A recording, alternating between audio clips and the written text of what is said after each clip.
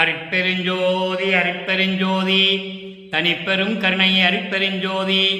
எல்லா உயிர்களும் இன்புற்று வாழ்க, வள்ளல் மலரடி வாழ்க வாழ்க.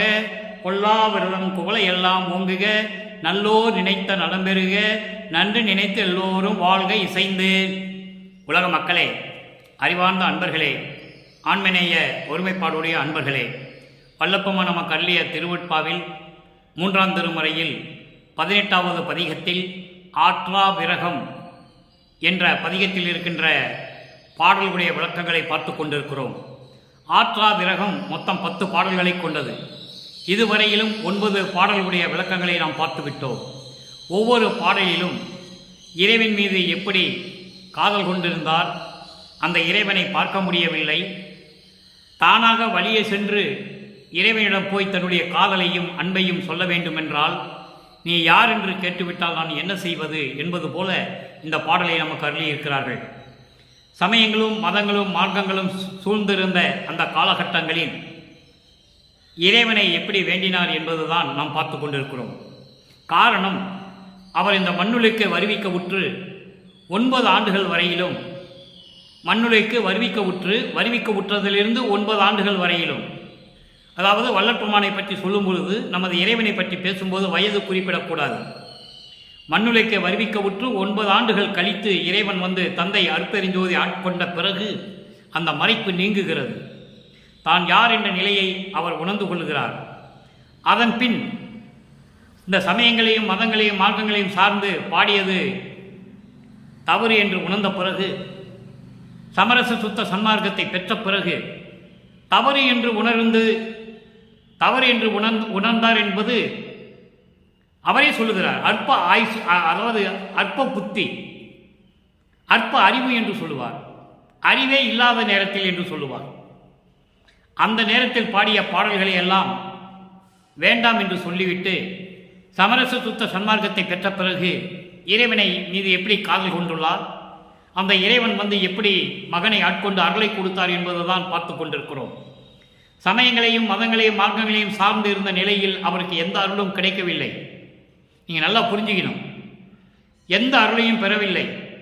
மறைப்பு நீக்கிய பிறகு 9வது ஆண்டில் வருவிக்க உற்று 9வது ஆண்டில் மறைப்பு நீக்கிய பிறகு தான் யார் என்ற நிலையை உணர்ந்து கொள்கிறார். ஏனாதான் எனினும் யான் அம்மை என்னின் அடியேன் என அறிந்தேன், இதயம் வளர்ந்தேன் என்று சொல்லுவார். ஆட்கொண்ட பிறகுதான் தெரிந்திருக்கிறது அவருக்கு. அதன் பிறகு சமரச சுத்த சன்மார்க்கத்தை பெற்ற பிறகுதான் அவர் எல்லா அருளையும் தந்தையிடம் பெற வேண்டியது இருந்தது.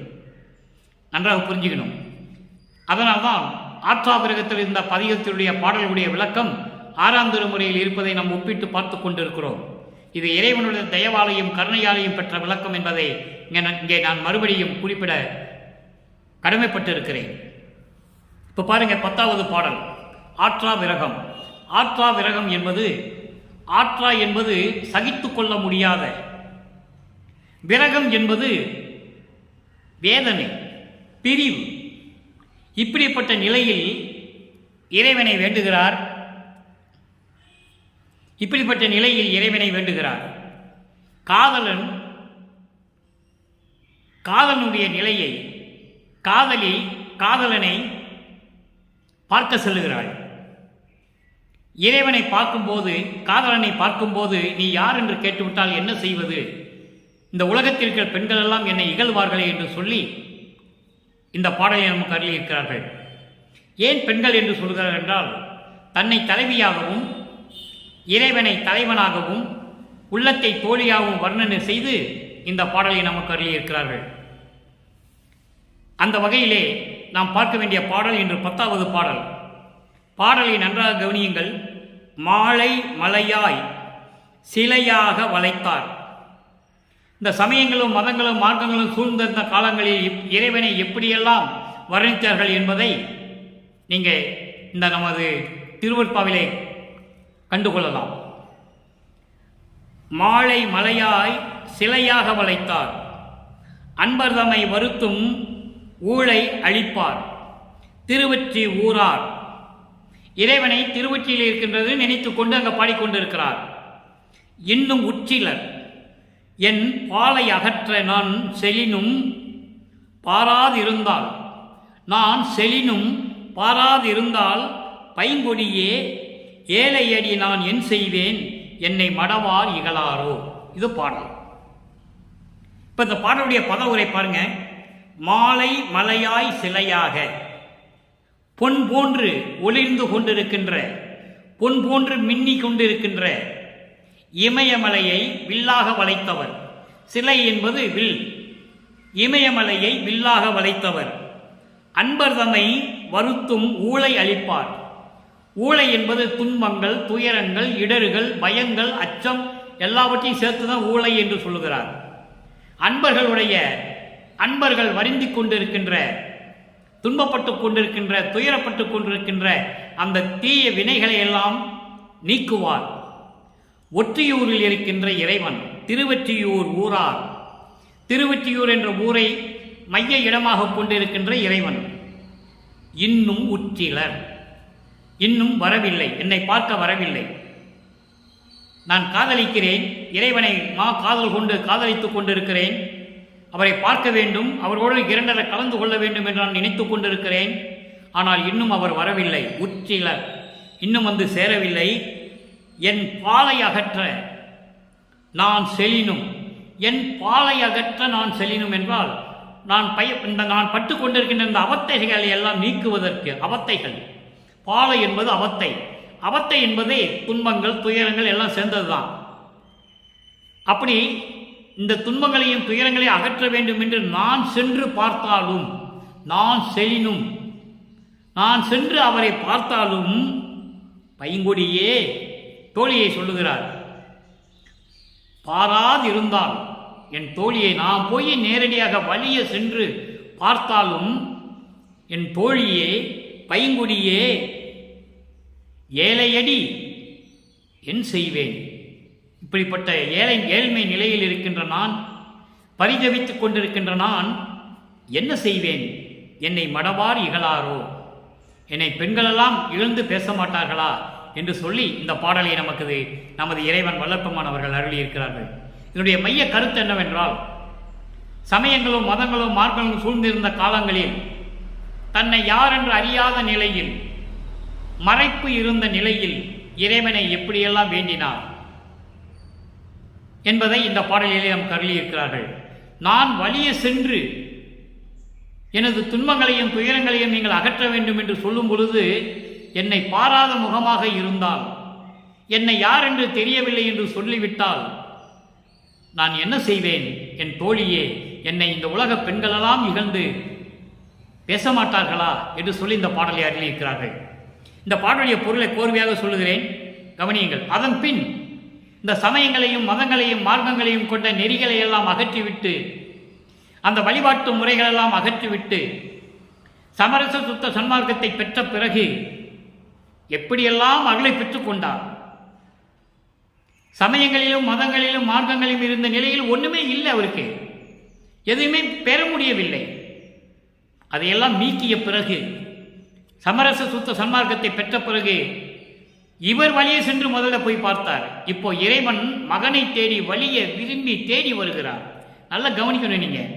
அதுக்கப்புறம் இவர் தேடி போகல, சமரச சுத்த சன்மார்க்கத்தை பெற்ற பிறகு இறைவன் மகனை தேடி வருகிறார் என்பதை நாம் பார்க்க போகிறோம்.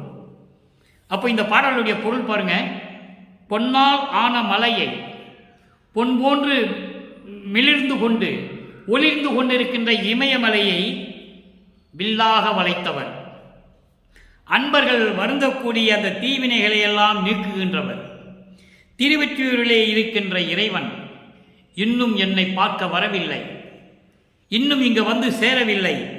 என் குறைகளை நீக்க நான் நேரில் சென்று முறையிட்டாலும் என்னை பார்க்காமல் இருந்தால் ஏழை பெண்ணான நான் என்ன செய்வேன்? என் தோழியே, பைங்கொடியே, என்னை இந்த உலக பெண்களெல்லாம் இகழ்ந்து பேச மாட்டார்களா என்று சொல்லி இந்த பாடலை நமக்கு அருளியிருக்கிறார்கள். இப்போ நல்லா புரிஞ்சுக்கணும் நீங்க. இந்த சமயங்களும் மதங்களும் மார்க்கங்களும் இல்லாத நிலை, தன்னை இறைவன் வந்து ஆட்கொண்ட பிறகு எப்படி இறைவனை, இதே தலைவி எப்படி தலைவனை எப்படி சொல்லுகிறாள்? இறைவனுடைய வல்லபத்தை அருள்வாற்றலை எப்படி தலைவியிடம் தோழியிடம் எப்படி சொல்லுகிறார்? தோழி என்பது உள்ளத்திடம் சொல்லுகிறார். நல்லா கவனிக்கணும் நீங்க. 6ஆம் திருமுறை 78வது பதிகம் தலைவி வருந்தல். 10வது பாடல். மாடமிசை ஓங்கும் நிலா மண்டபத்தே மகிழ்ந்தே. அன்பர்களே நல்லா கவனிக்கணும் பாடலை. மாடமிசை ஓங்கும் நிலா மண்டபத்தே மகிழ்ந்தேன், வள்ளலோடு நான் என்றேன், அதனாலோ அன்றி ஈடு அறியா சுகம் புகழ என்னாலே முடியாதே என்று உரைத்தேன். அதனாலோ அறியேன், ஏடவில் பூங்குழல் கோதை தோழிமுகம் புலர்ந்தாள். ஏடவிழல் பூங்குழல் கோதை தோழி முகம் புலர்ந்தாள். என எடுத்து வளர்த்தவளும் இரக்கமிலால் ஆனாள். நாடு அறிய பெண்கள் எல்லாம் கூடி நகைக்கின்றார். நல்ல நடராயர் கருத்து எல்லை அறிந்திலேனே பாடல். இப்போ சமயங்களையும் மதங்களையும் மார்க்கங்களையும் விட்டுவிட்டு அதனுடைய வழிபாட்டு முறைகளையும் நீக்கிவிட்டு இறைவன் ஒருவனை அருப்பெருஞ்சோதி ஆண்டவர் என்ற நிலையில் பெற்ற பிறகு, சமரச சுத்த சன்மார்க்கத்தை பெற்ற பிறகு தலைவி, அதாவது வள்ளற்பெருமானவர்கள் இறைவனை பற்றி சொல்லுகிறார், உருவகப்படுத்துகிறார். தன்னை தலைவியாகவும் இறைவனை தலைவனாகவும் உள்ளத்தை தோழியாகவும் உருவகப்படுத்துகிறார். வேற ஒன்றும் இல்லை. இப்போ மாடமிசை ஓங்கும் நிலா மண்டபத்தை மகிழ்ந்தேன். இந்த மாடமிசை ஓங்கு நிலா மண்டபம் இதனுடைய விளக்கம் 5 மணி நேரம் சொல்லலாம். அவ்வளவு பெரிய விளக்கங்கள் இருக்கிறது. நான் சுருக்கமாக சொல்லுகிறேன், ஏன்னா நமக்கு நேரம் பற்றவில்லை. நீ மாடமிசை ஓங்கும் நிலா மண்டபத்தே. அப்படி என்றால் சரிய கிரிய யோக ஞானம் என்ற நிலைகளில் இந்த 12 நிலைகள் சமயங்கள் மதங்கள் மார்க்கங்கள் ஒளிந்த நிலை. உருவகப்படுத்தி வழிபடுவது, இறைவனை உருவகப்படுத்தி வழிபடுவது, வேதங்கள் வளர்த்து யாகம் வளர்த்து தீயை வளர்த்து வழிபடுவது, யோக நிலையில் இருந்து கொண்டு வழிபடுவது, இப்படி இந்த 12 நிலைகளையும் கடந்த பிறகு 13வது நிலை ஞான சரியை, ஞான கிரியை, 14வது நிலை, 15 ஞான யோக நிலை, 16வது ஞானத்தில் ஞானம். அந்த 16வது நிலைதான் மாடமிசை ஓங்கும் நிலா மண்டபம். அதுதான் சிவநிலை, அதுதான் இறைவனுடைய நிலை, கடவுள் இருக்கின்ற நிலை, கடவுள் நிலை அறிந்து அம்மயமாகும் நிலை. அதை தான் சொல்லுகிறார், மாடமிசை ஓங்கும் நிலா மண்டபத்தே மகிழ்ந்தேன். யாரும் போக முடியாத நிலை. இந்த பிரபஞ்சம் தோன்றிய காலத்திலிருந்து எத்தனை கோடி பேர்கள் தோன்றினார்கள், யாரும் அங்கு செல்லவில்லை. எல்லா கர்ம சித்தி யோக சித்தியோடு சென்று போனவர்கள். ஞான சித்திக்கு யாரும் வரவில்லை. கர்ம சித்தி என்பது 3.25 நாளிகளிலிருந்து 3.25 ஆண்டுக்குள்ள இருக்கும் கர்ம சித்தியை பெற்றவர்கள். கர்ம சித்தி என்பது கர்மங்களை என்னுடைய சித்திகளை பெறுவது, தேவையில்லாமல் ஒன்றை உருவாக்குவது, அதை அழிப்பது. அதாவது சுருக்கமாக சொல்ல வேண்டுமானால் ஒரு துரும்பை மலையாக்குவது, மலையை துரும்பாக்குவது. இது செத்தவர்களை எழுப்புறது, எரிக்கப்பட்டவர்களை உருவமாக கொண்டு வர்றது. இது கர்ம சித்திகள். இந்த சித்திகள் எல்லாம் 3.25 நாளிகளிலிருந்து 3.25 ஆண்டுக்குள்ள தான் இருக்கும். யோக சித்தி என்பது 64 சித்திகளை அடக்கியது. அதனுடைய காலம் எப்படின்னா 12 ஆண்டுகள் முதல் 108 ஆண்டுகளுக்குள்ள முடிஞ்சிடும். அதுக்கப்புறம் அந்த சித்திகள்லாம் உங்களுக்கு எடுபடாது. கர்ம சித்தி அதே மாதிரி தான் 3.25 வருஷத்துக்குள்ள தான் இருக்கும். அதுக்கப்புறம் அவங்களால ஒன்றுமே சொல்ல முடியாது, ஒன்றுமே பண்ணவும் முடியாது. ஆனால் ஞான சித்தி அப்படி அல்ல. 688 கோடிகள் சித்திகளை கொண்டது. நினைத்ததை நினைத்த இடத்தில் வைப்பது, நினைத்ததை நினைத்த இடத்தில் ஆட்கொள்ளுவது. இதுக்கு காலமே இல்லை, காலம் கடந்தது என்று சொல்லுகிறார். ஆக அப்படிப்பட்ட நிலையில் மாடமிசை ஓங்கும் நிலா மண்டபத்தை மகிழ்ந்தேன். நாங்கள் இருந்து மகிழ்ந்தேன் என்று வள்ளலோடு நான் என்றேன். இறைவனோடு நான் அங்கே இருக்கிறேன் என்று நான் சொன்னேன். யாருகிட்ட? உள்ளத்துக்கிட்ட, தோழியிடம் சொல்லுகிறார். தோழியிடம் சொல்ல உலக மக்களுக்கு சொல்லுகிறார். நல்லா கவனிக்கணும் நீங்க. தோழியிடம் சொல்லுவது போல உலக மக்களுக்கு தெரியப்படுத்துகிறார். நான் மாடமிசை ஓங்கும் நிலா மண்டபத்தை மகிழ்ந்தேன், வள்ளலோடு நான் என்றேன். உலக மக்களே, நான் இறைவனோடு இறைநிலையில் இருந்து கொண்டு, சிவநிலையில் இருந்து கொண்டு, 16வது நிலையில் இருந்து கொண்டு நான் இறைவனோடு மகிழ்ந்து கொண்டு இருந்தேன் என்று சொன்னேன். அதான் அதுக்கு பொருள். அதனாலும் மட்டுமல்ல, ஈடு அறியா சுகம் புகழ என்னாலே முடியாது என்றேன். நான் பெற்ற இந்த பேரின்பத்தை சொல்லுவதற்கு ஈடு இணையே இல்லை, எதையிடம் ஒப்பிட முடியாது. அப்படிப்பட்ட நான் சுகத்தை பெற்றிருந்தேன் என்று சொன்னேன். இதனாலோ அதனாலோ அறியேன். நான் இப்படி சொன்னேன் உள்ளத்துக்கிட்ட. அதனால அவ எப்படி ஆனா தெரியுமா? ஏடவில் பூங்குழல் கோதை தோழி. ஏடவில் பூங்குழல் கோதை தோழி என்பது மலர் இதழ் போன்று மெல்லிய மனமுடைய கூந்தலுடைய என் பெண் தோழியானவள் முகம் புலர்ந்தாள், வேறு முகத்தை காட்டிட்டாள். அப்படின்னு என்ன அர்த்தம்? கோபத்தை காட்டுகிறாள், சினம் கொண்டாள், அவநம்பிக்கை கொண்டாள். நான் சொல்லுவதை ஏற்றுக்கொள்ளாமல் அவநம்பிக்கை கொண்டாள், உள்ளத்தை சொல்லுகிறாள். உலக மக்களிடம் நான் சொல்லும் போது உள்ளம் இப்படியெல்லாம் மாறுபட்ட கருத்தில் இருந்தது என்றே சொல்லுகிறார். அது மட்டுமல்ல, என்னை எடுத்து வளர்த்தவளும் இரக்கமில்லாதானாள். என்னை எடுத்து வளர்த்தவள் கூட இரக்கமில்லாதவளாக இருந்தாள். அவளுக்கு இரக்கமே இல்லை, இரக்கமில்லாதவள் போல் இருந்தாள். நாடு அறிய பெண்கள் எல்லாம் கூடி நகைக்கின்றனர். இந்த உலகம் அறிய பெண்கள் எல்லாம் ஒன்று சேர்ந்து என்னை கேலி செய்கிறார்கள், கிண்டல் செய்கிறார்கள், பழி பேசுகிறார்கள். ஏன் இங்கே பெண்கள் என்று சொல்லுகிறார்? தன்னை தலைவியாகவும் உள்ளத்தை தோழியாகவும் இறைவனை தலைவனாகவும் கற்பனை செய்ததனால் பெண்கள் என்று சொல்லுகிறார். தன்னை பெண்ணாக உருவப்படுத்தினால் பெண்கள் என்று சொல்லுகிறார். பெண்கள் என்றால் இங்கே பொதுப்படையான கருத்து உலக மக்கள் எல்லாம் என்னை சிரிக்கிறார்கள். நல்ல நடராயர் கருத்து எல்லை நான் அறிந்துள்ளேனே, அவருடைய உள்ளத்தில் இருக்கின்ற எல்லையை, அந்த அளவை என்னால் அறிந்து கொள்ள முடியவில்லையே என்று சொல்லி இந்த பாடலை நமக்கு அருளியிருக்கிறார்கள். நல்லா புரிஞ்சுக்கணும். நீங்க அங்கே 3ஆம் திருமுறையிலே சமயங்களையும் மதங்களையும் மார்க்கங்களையும் சார்ந்திருந்த போது இறைவனை பார்க்க முடியவில்லை. அதையும் மீறி வழியே சென்று இறைவனை பார்த்து விட்டால் நீ யார் என்று கேட்டுவிட்டால் என்ன செய்வது என்ற நிலையில் இருக்கிறார் நமது இறைவன். வல்லப்பமானவர்கள் குழந்தை இறைவன். அவருக்கு அப்போ தெரியாது இந்த மண்டலத்துக்கு ஏன் வந்தாலும் அவருக்கு தெரியாது. அதெல்லாம் இறைவன் வந்து ஆட்கொண்ட பிறகு இப்படி சொல்லுகிறார். புரியுதா உங்களுக்கு? எல்லாம் புரியுதா? இப்போ நான் எங்கே இருக்கிறேன்? இறைவனோடு இருக்கிறேன். எங்கே இருக்கிறேன்? கடவுள் நிலையில் இருக்கிறேன். இதனால் சொன்னால் என் தோழி உள்ளம் வந்து ஒத்துக்க மாட்டேன். அதோடு மட்டும் இல்லை, எடுத்து வளர்த்தவங்களும் இரக்கமில்லாமல் இருக்கிறார். இப்படியெல்லாம் இருந்தால் உலக மக்கள் தான் என்னை பார்த்து சிரிக்க மாட்டார்களா என்பதை போல் இந்த பாடலை நமக்கு அருளியிருக்கிறார்கள். அடுத்து பதிகம் 92 இன்பத்திறன் 10வது பாடல். என் இயலே யான் அறியேன், இவ்வுலகின் இயல்வோர் எல்லளவும் தான் அறியேன். எல்லாமும் உடையோய் நின் இயலை அறிவேனோ, அறிந்தவனை போல நிகழ்த்துகின்றேன். பிள்ளை என நிலை பெயர் பெற்று இருந்தேன். யார்கிட்ட பிள்ளை என நிலை பெற்று இருந்தார்? விளக்கம் பார்க்க போகிறோம், நல்லா கவனிங்க.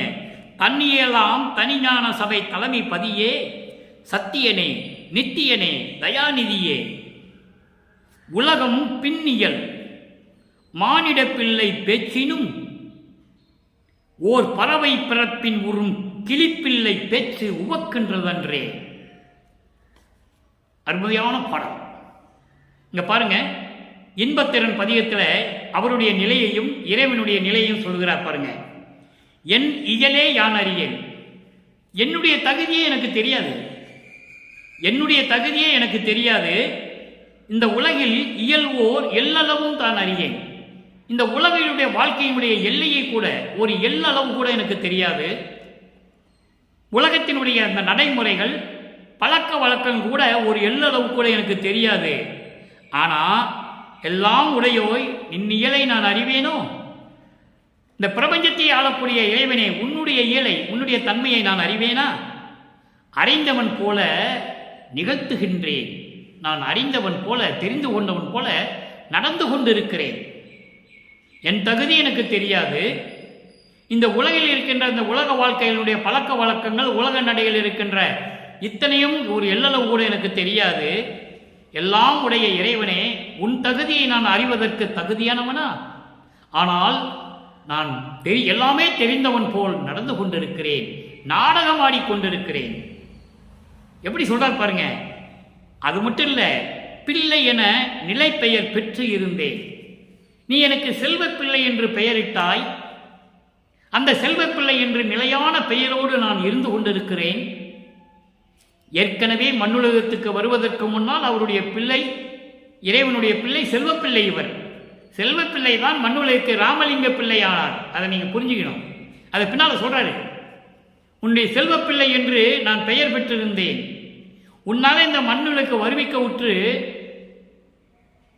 தன்னியலாம் தனிஞான சபை தலைமைப்பதியே, ஒப்பற்ற அருள் வல்லமை படைத்த சத்திய ஞான சபையில் இருக்கின்ற தலைமைப்பதியே, எல்லாருக்கும் தலைமைப்பதி கடவுள், ஒரே கடவுள், எல்லாருக்கும் ஒரே கடவுள். விண்ணுலகத்துக்கும் மண்ணுலகத்துக்கும் யாராக இருந்தாலும் சரி, சமரச சுத்த சன்மார்க்கத்தை பெற்ற ஒரே தலைவன், ஒரே கடவுள், அருட்பெருஞ்சோதி ஆண்டவர். அப்படிப்பட்ட இறைவனே, நீ எனக்கு செல்வப்பிள்ளை என்று பெயரிட்டு நிலை பெற்றுக் கொண்டிருந்தேன். ஆனால் எப்படி சொல்றார் பாருங்க, சத்தியனே, நித்தியனே, தயாநிதியே, இறைவனை எப்படி சொல்றார் பாருங்க. மூன்றாம் திருமுறையில் வரும்போது சமயங்களும் மதங்களும் மார்க்கங்களும் சார்ந்து இருந்த காலகட்டங்களில் திருவொற்றியார், தியாகராஜ பெருமான், விடயம் கொண்டவர், காலை வாகனத்தை கொண்டவர், கண் முதலார், இப்படியெல்லாம் சொல்லுவார். ஆனால் இங்கே என்ன சொல்றாரு, சத்தியனே, நித்தியனே, அழிவில்லாதவனே, ஆதியும் அந்தமுமாக தோன்றிய இறைவனே, சுயமாக தோன்றிய இறைவனே, தயாநிதியே, உன்னுடைய பெயர், நீ வைத்த பெயர் செல்வப்பிள்ளை என்று பெயர் எனக்கு நிலையாக இருந்தது, நிலை பெற்றிருந்தேன். என்னை செல்வப்பிள்ளை என்று பெயரிட்டு என்னை வளர்த்தாய், நான் நிலை பெற்றிருந்தேன். ஆனால் உன்னால் இந்த மண்ணுலுக்கு வருவிக்க உற்று, எப்படி சொல்றார் பாருங்க, உன்னால் இந்த பிள்ளை, உன்னுடைய செல்வப்பிள்ளை இந்த மண்ணுலுக்கு வருவிக்க உற்று மானிட பிள்ளை. மானிட பிள்ளை என்றால் என்ன? ராமலிங்க பிள்ளை. ராமலிங்கம் என்ற பிள்ளையாக உன்னாலே இந்த வருவிக்க உற்று இந்த மண்ணிலே ராமலிங்க பிள்ளையாகி என்ன பிரயோஜனம்? பின்னியல். பின்னியல் என்பது அனுபவ சித்தியெல்லாம் உன்னிடம் பெற்ற பிறகு நீ நேரடியாக என்னை கொண்டு வந்திருந்தால் இந்த பிரச்சனையே இல்லை. ஒரு ஆற்றில் இருந்தோ, குளத்தில் இருந்தோ, கடலில் இருந்தோ, எங்கேயோ இருந்து ஒரு குழந்தையாக கொண்டு வந்திருந்தால் இந்த பிரச்சனை இல்லை. ஒரு தாயின் கருவிலே வைத்து 10 மாதம் அங்கே இருக்க வைத்து பின்னாலே வருவிக்க செய்து என்ன பிரயோஜனம்? உன்னுடைய செல்வப்பிள்ளை என்று பெயர் எப்படி நிலைத்ததா? இல்லை. உன்னிடமிருந்து நான் அனுபவ சித்திகள்லாம் பெற்ற பிறகு பின்னியல், பின்னாலே உன்னுடைய அனுபவங்களை எல்லாம் பெற்ற பிறகு, உன்னுடைய ஆற்றல்களை எல்லாம் பெற்ற பிறகு என்னை எப்படி சொன்னார்கள்? மானிட பிள்ளை. மானிட பிள்ளை என்று சொன்னார்கள். இந்த மானிட பிள்ளை பேச்சு என்ன பேச்சு? சே, ஒரு பறவை இனமான கிளிப்பிள்ளை பேச்சு மாதிரி இருக்கிறதே என்று சொல்லுகிறார்கள். எவ்வளவு அருமையா சொல்றார் பாருங்க தன்னுடைய ஆதங்கத்தை. எப்படியெல்லாம் என்னை கொண்டு வந்து இவ்வளவு தூரம் நான் துன்பப்பட்டு கொண்டிருந்தேன். நீ முன்னால் செல்வப்பிள்ளை என்று பெயர் விட்டவன் தான், நிலையான பெயர் தான் அது எனக்கு, நான் இல்லை என்று சொல்லவில்லை. ஆனால் மானிட பிள்ளையாக வந்த பிறகு, மானிட பிள்ளை என்பது உன்னால் இந்த மண்ணிற்கு ஒரு மானிடனாக ராமலிங்க பிள்ளையாக என்னை வருவிக்க செய்தாயே, என்ன பிரயோஜனம்? என்ன பலன்? உன்னுடைய அருளையெல்லாம் பெற்ற பிறகு, உன்னோடு நான் இருந்த நிலையெல்லாம் பெற்ற பிறகு என்ன பிரயோஜனம்? ஒரு பறவையின் இனமான கிளிப்பிள்ளை பேச்சு போல இருக்கின்றதே என்று சொல்லுகிறார்கள். கிளி கூட பேசுவது சந்தோஷமாக இருக்கிறது, இவன் என்ன பேசுகிறான் என்று சொல்லுகிறார்கள் என்று சொல்லுகிறார். எவ்வளவு அற்புதம் பாருங்க. மானிட பிள்ளை பேச்சினும், இவன் சொல்ற பேச்சை விட இந்த மானிட பிள்ளை, மானிடனாக பிறந்த இவன் பேசுறதை விட ஒரு பறவையின் இனமான கிளிப்பிள்ளை பேசுவது எவ்வளவு மகிழ்வாக இருக்கிறது தெரியுமா என்று உலக மக்கள் பேசுகிறார்கள். இப்போ நான் என்ன செய்வது என்று கேட்கிறார். நல்லா கவனிக்கணும் நீங்க. அருட்பா சாதாரண விஷயம் இல்லை. வல்லற்பெருமானை புரிந்து கொண்டு, அவன் இறைவன் நிலையில் இருக்கின்ற இறைவன் என்ற நிலையில் தெரிந்து கொண்டு நீங்கள் மகிழ வேண்டும், சந்தோஷப்பட வேண்டும். எப்படிப்பட்ட இறைவனை நாம் பெற்றிருக்கிறோம்.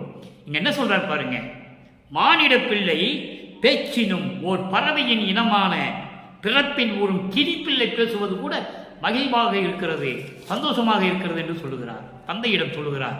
உடனே தந்தை பாருங்க என்ன பண்றார் பாருங்க, அதையும் சொல்ல வேண்டும் அல்லவா. 100வது பதிகம் பேரடைவு. பேரடைவில் சொல்லுகிறார் 10வது பாடல், அங்கேயும் 10வது பாடல். மயங்கடேல் மகனே. இங்க சொல்றாரு, நீ எனக்கு செல்வப்பிள்ளைன்னு பேர் வச்சு, நிலையான பேர் எனக்கு செல்வப்பிள்ளைன்னு பேர் வச்ச. நான் அப்படிதான் இருந்தேன். ஆனா அந்த செல்வப்பிள்ளைய ஒரு தாய் வயிற்றுல வந்து உட்கார வச்சு 10 மாசம் இருக்க வச்சு அப்புறம் பிறக்க வச்சு உன்னிடமிருந்து அருள் சக்தியெல்லாம் பெற்ற பிறகு கூட இவன் மானிட பிள்ளை, மனிதனாக பிறந்த ராமலிங்கம் இவன் பேசுவதை விட ஒரு பறவையின் இனமான கிளிப்பிள்ளை பேசுவதை மகிழ்வாக இருக்கிறது என்று சொல்லுகிறார்கள். என்று சொல்லும் பொழுது தந்தை மகனுடைய வருத்தத்தை புரிந்து கொண்டு, மகன் படுகின்ற ஏக்கத்தை புரிந்து கொண்டு, மயங்கிடேல் மகனே, மயங்காத மகனே, வருத்தப்படாத மகனே, அருள் ஒளி திருவை மனம் புரிவிக்கின்றோம். அருள் ஒளி திருவை என்பதை ஞானதேகம் என்பதை ஞான சித்திகளை கொண்டது. காலம் கடந்தது, காலமே இல்லை, காலை வரையறவு இல்லை, நிரந்தரமானது. பிரபஞ்சம் இருக்க வரைக்கும் நிரந்தரமான சித்தி, ஞான சித்தி.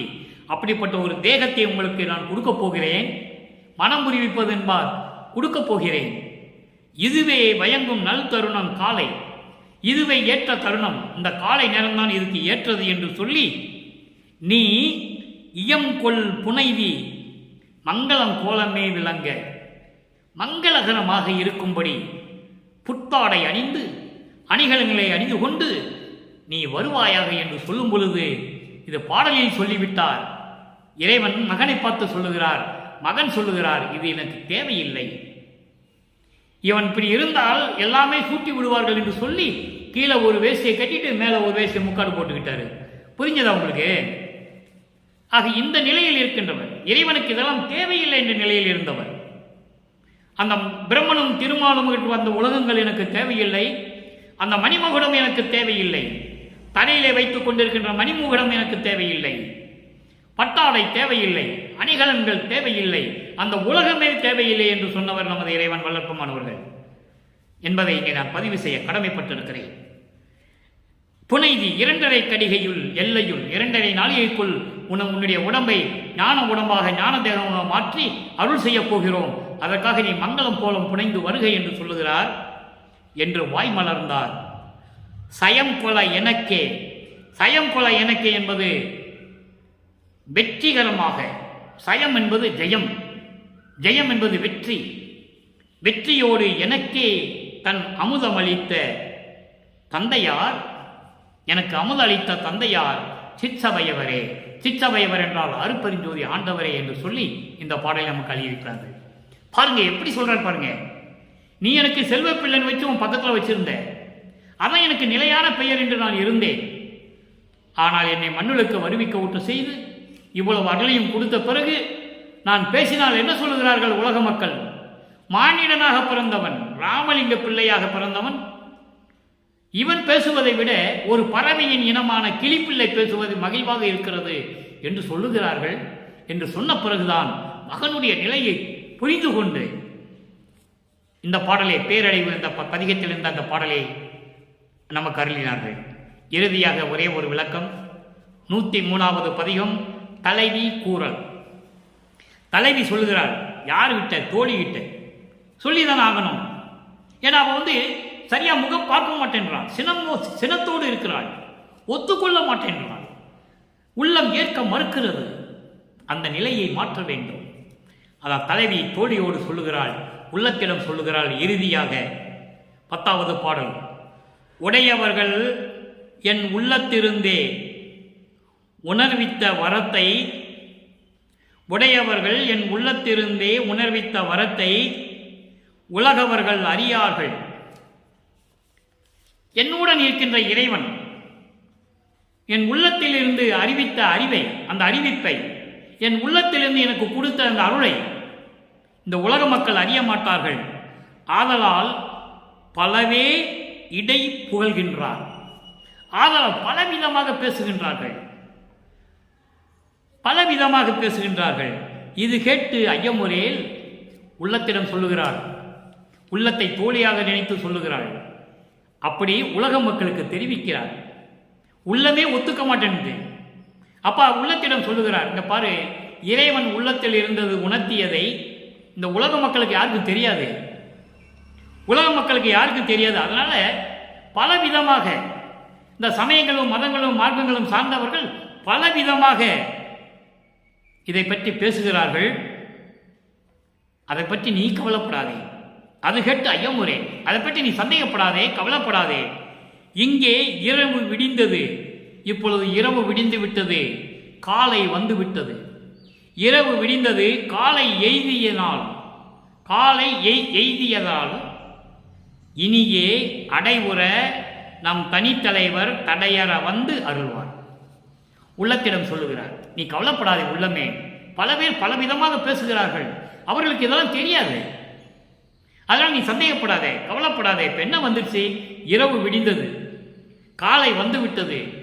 என் தனித்தலைவர் அருட்பெருஞ்சோதி ஆண்டவர், சமரச சுத்த சன்மார்க்கத்தின் தனி தலைவன், தனி மார்க்கத்தின் தலைவன். சமரச சுத்த சன்மார்க்கம் எதனுடைய சேனாத மார்க்கம்? இதை மறைத்துவிட்டு கீழிருந்து வர வேண்டும், கீழிருந்து வர வேண்டும் என்று சொல்லி சமரச சுத்த சன்மார்க்கத்தை மக்களிடம் மறைத்து விட்டார்கள் என்பதுதான் வேதனையான விஷயம். இங்க சொல்றார் பாருங்க, எப்படி சொல்றார் பாருங்க. பல பேர் பல விதமா பேசுவான், அதை நீ கவலைப்படாதே உள்ளமே. இப்ப இரவு பொடிச்சது, இரவு விடிந்தது, காலை வந்து விட்டது. இனி அடைவுற நம் தனித்தலைவர், அடைவுற என்பது மகிழ்ச்சியோடு, ரொம்பவும் மகிழ்வோட என் தனித்தலைவன் அருட்பெருஞ்சோதி ஆண்டவர் எல்லா தடைகளையும் நீக்கி இங்கே வந்து நமக்கு அருள்வார். அணிபெற மாளிகையை விரைந்து அலங்கரித்து மகிழ்க. அணிபெற மாளிகையை விரைந்து அலங்கரித்து மகிழ்க. உள்ளம் என்ற மாளிகையை அழகாக அலங்கரித்து நீ மகிழ்வோடு இருக்க வேண்டும். சடையசைய பொது நடன்செய் இறையவர் திருவார்த்தை சத்தியம் சத்தியம் மாதே. எப்படி ஒளி உள்வொளி நடனமாடிக்கொண்டிருக்கிறதோ அதுபோன்று அருள் நடனம் செய்து கொண்டிருக்கின்ற இறைவன், அவருடைய திருவார்த்தை இது. அவர் வாயால் சொன்ன திருவார்த்தை இது. சத்தியம் சத்தியம் பெண்ணே. உள்ளத்திடம் சொல்கிறார், மாதே என்று சொல்கிறார் உள்ளத்தை. உள்ளத்திடம் சொல்லுவது போல உலக மக்களுக்கு சொல்றார். நான் எவ்வளவோ சொல்லி பார்த்தேன், இறைவன் எனக்கு உள்ளத்தை ஒளி அருளியதை யாரும் அறிய மாட்டார்கள் என்று சொல்லும் பொழுது இந்த சமயங்களையும் மதங்களையும் மார்க்கங்களையும் சேர்ந்தவர்களும் பலவாறு பலவிதமாக பேசுகிறார்கள். அதை பற்றி நீ கவலைப்படாதே உள்ளமே. இரவு விடிந்தது, காலை வந்துவிட்டது, இறைவன் தனி தலைவன் வருகின்ற நேரம் வந்துவிட்டது. நீ போய் மாளிகையை, உள்ளத்தை அலங்கரிப்பாயாக, அழகாக அகல் விளக்கு வைத்து அலங்கரித்து கொடுப்பாயாக, நீ மகிழ்க என்று சொல்லி, இது இறைவன் சொன்ன திருவார்த்தை என்று சொல்லி, சத்தியம் சத்தியம் பெண்ணே, இது சத்தியம் சத்தியமே என்று சொல்லி இந்த பாடலை அருளி நமக்கு முடித்திருக்கிறார்கள். எனவே அன்பர்களே, இந்த ஆற்றா விகரமத்தில் 10 பாடல்களுடைய பொருள் விளக்கங்களை பார்த்து விட்டோம். இந்த 10 பாடல்களினுடைய பொருளை சுருக்கமாக சொல்லுகிறேன். தலைவி தலைவனை காதலிக்கிறாள். அதாவது இறைவன் வல்லப்பமானவர்கள் சமயங்களும் மதங்களும் மார்க்கங்களும் சூழ்ந்திருந்த காலகட்டத்தில் இறைவனை எப்படியெல்லாம் வர்ணனை செய்தார் என்பதையும், இறைவனுடைய அருளை பெறுவதற்காக திருவொற்றியூருக்கு போய் சென்று காண வேண்டும், இறைவனுடைய அருளை பெற வேண்டும் என்று சொல்லும் பொழுது இறைவன் மறுத்துவிட்டால் என்ன செய்வது என்று தோழியிடம் சொல்லுவது போல நமக்கு 10 பாடல்களை அருளியிருக்கிறார்கள். அதனுடைய விளக்கத்தை சமரச சுத்த சன்மார்க்கத்தை பெற்ற பிறகு எந்தெந்த பதிகத்திலே எப்படியெல்லாம் பொருள் இருந்தது என்பதை நாம் பார்த்து விட்டோம். மன நிறைவோடு இந்த பதிகத்தை நான் முடிக்கிறேன். காரணம், இறைவன் கொடுத்த தயவாலையும் கருணையாலையும் பெற்ற விளக்கத்திலே என்னால் முடிந்தவரை இறைவனுடைய தயவோடும் கருணையோடும் ஆசையோடும் இந்த விளக்கங்களை நான் தந்து கொண்டிருக்கிறேன். எனவே இந்த பதிகத்தோடு ஆற்றா விரகம் முடிகிறது. ஆற்றா விரகம் என்பது ஏற்கனவே நான் சொல்லியதைப் போல சகிக்க முடியாத பிரிவு. இறைவனின் மீது காதல் கொண்டு அந்த காதலர்கள் பிரியும் போது எவ்வளவு பிரிவு வேதனையாக இருக்குமோ அதுபோன்று இறைவனை காதலித்தது. வழியே சென்று இறைவனை வேண்டினாலும் என்ன ஆகுமோ என்று பயப்பட்டது. என்றால் அப்போ சமயங்களும் மதங்களும் மார்க்கங்களும் சார்ந்த நிலை. அந்த பயத்தை போக்குவதற்காக தன் மகனை அருட்பெருஞ்சோதி ஆண்டவர் வந்து ஆட்கொண்டது. அதன் பிறகு சமரச சுத்த சன்மார்க்கத்தை கொடுத்தது. அதன் பிறகு இறைவனிடம் பெற்ற அருளை பெற்றது எல்லாம் நாம் இந்த 10 பாடல்களே பார்த்துவிட்டோம். நண்பர்களே, நேரம் கிடைக்கும் போதெல்லாம் நமது பதிவை பாருங்கள், திரும்ப திரும்ப பாருங்கள். இதை ஏன் உங்களை தாழ்மையுடன் கேட்டுக்கொள்கிறேன் என்றால் உள்ளத்தில் பதிய வேண்டும்.